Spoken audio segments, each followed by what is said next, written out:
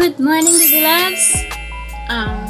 Maya-maya ay dadating na si Dada para kunin yung tricycle dun sa tindahan para i-deliver natin to doon sa kay nanay. So, bibigyan natin ng mga damit. Then, meron dito yung mga pambata. Tapos, meron din naman kay tatay, kay nanay, ganun. Tapos, meron din kay dun sa dalagita doon yan. So, bibigyan natin ng pantalon tsaka yung mga damit niya. Kaya, tricycle yung sasakyan gawa ng hindi kaya.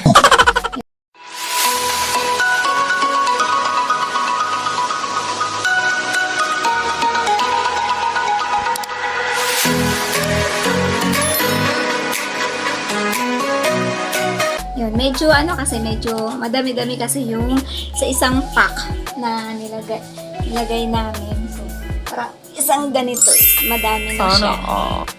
Yan, ganyan. Tapos, eto, yan. Eto. So, etong isang to, doon to kay tatay. Yung doon sa, na-vlog natin doon sa may tulay. So, doon natin to ibibigay itong isang ikubag na to. Iiwan muna natin yan dito. Ito muna ang tatlo ang dadalhin natin doon sa may dun sa may palayan. So, ito tatlo lang. Para paunang Christmas party natin sa kanila. Paunang gift natin sa kanila. Yung mga damit. Yan. May tatlong box. So, let's go mga baby loves at ating puntahan na si tatay at si nanay doon sa may palayan. So, pagdating pala ni Dada kasi wala pa yung tricycle yun. Yun. Abang-abang lang para makita nyo kung saan ko ito dadalhin, kung saan namin ito dadalhin. Itong ating mga pinak kanina. Okay.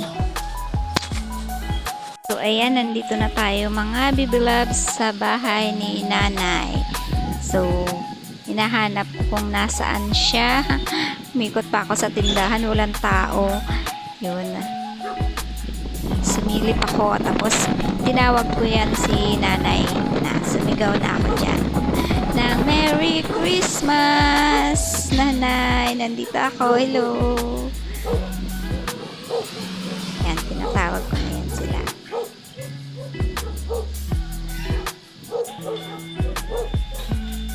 Yan. Dito lang ako. Ay, sige lang yung kakaway ko. Ayan. Nice mo na yung aking camera. Tapos, parating na dyan yung anak ni nanay. Charan! Ay, nagulat pa siya. Oh. Nagulat siya talaga.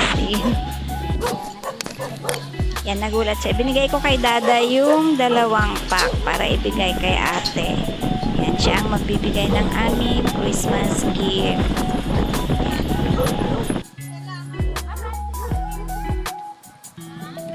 Ayan. At konting kwentuhan muna kami dyan sa sa part na to. So, nagkumustahan, naghanap na yung mga bata, tapos sinanap ko rin yung mga aso na pinapakain ko dyan sa kanila. So, konting kwentuhan lang, konting marites muna. Nagmarites si Baby Loves. Oo, mga Baby Loves dyan. Marunong magmarites si Baby Loves dyan.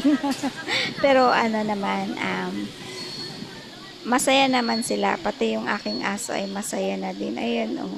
Ayan, yung galing yan sa amin. Okay, thank you. At nagustuhan din nila yung aming Christmas gift sa kanila. Yan. Ayaw umalis ng aso. Gusto niya sumama. Parehas ang pangalan. Milo de. Punta na dito. Oh, dumi na! Ang hilig nga niya magganyan-ganyan. Kasama na daw siya. Grabe po, kailan pa na? Ay, kasama na siya, oh. Dito na si Mario. Pinapasok na dali na pasok. Dali. Pinasama ko yan. Bye-bye!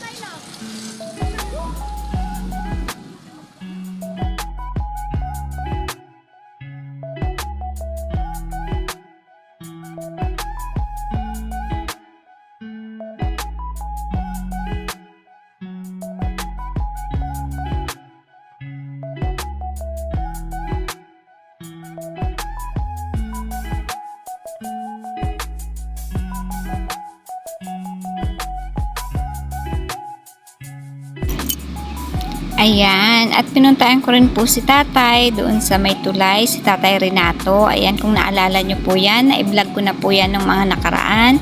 So, binigyan din po siya natin ng mga damit at saka may ibinigay pa po ako dyan na panghanda niya rin yan sa Pasko. Yan.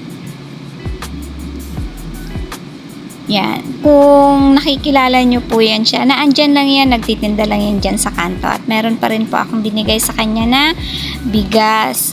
Yan, kahit papano ay makadagdag din sa kanyang, sa kanyang panghanda at magkaroon din sila ng salo-salo ng kanyang pamilya. So, naandyan sa puder niya yung kanyang anak at saka yung kanyang apo. Yun, meron na siyang apo.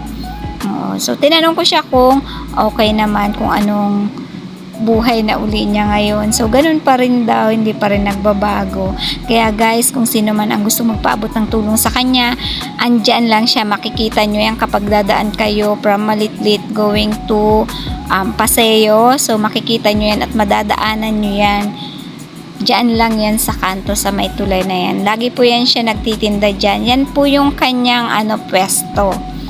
So, kung mayroon kayong maipaabot o sobra-sobra man sa inyong tahanan, kung ano man ang meron kayo at pwede natin ibigay sa kanya, so, pwede nyo pong iabot sa kanya. At matutuwa po yan kahit papano ay,